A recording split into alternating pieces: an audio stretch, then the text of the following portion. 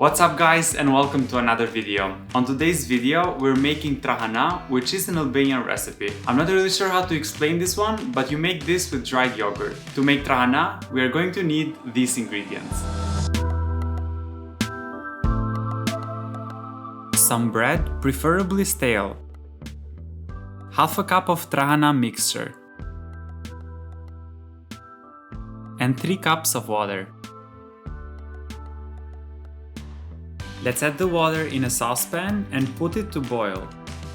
While the water is boiling, in a small cup, let's mix together the Trrahana mixture and some water. Make sure to stir it really well. Now you might be wondering, where do you find this Trrahana mixture? Well, there's a couple of ways. The first one and the best one is to make it yourself. But to make this yourself, it requires lots of effort and lots of time, probably a few months. The second best option is to ask some of your relatives in case there is somebody who makes this and is willing to sell it. Homemade trrahana tastes much better than store-bought trrahana.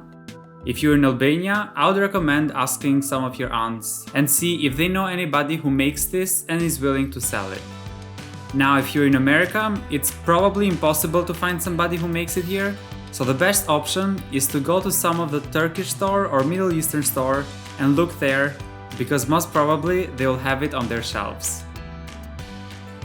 In a small bowl, let's start breaking the bread just like in the video. As soon as the water starts boiling, we are going to add the mixture that we prepared earlier and some of the salt.